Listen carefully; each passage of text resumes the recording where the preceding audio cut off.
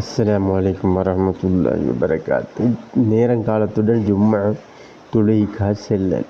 யார் ஜும்மா தினத்தன்று குளித்து நேரங்காலத்துடன் வானத்தில் ஏறாமல் நடந்து சென்று இமாமுக்கு பக்கத்தில் உட்கார்ந்து வீணான பேச்சுக்களில் ஈடுபடாமல் இமாம் சொல்லுவதை செவி தாழ்த்தி கேட்கின்றாரோ அவரது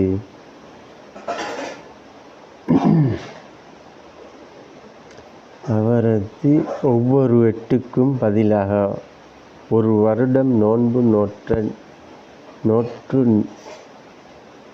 நின்று வணங்கிய நன்மை வழங்கப்படும். ஒரு மனிதர் குளித்து முடியுமான அளவு துப்புரவாகி தலைக்கெண்ணெயிட்டு மணம் பூசி வீட்டிலிருந்து வெளியே வந்து பள்ளிவாசலுக்கு சென்று இருவருக்கு மத்தியில் பிரித்து கொண்டு கடந்து செல்லாமல் போய் நின்று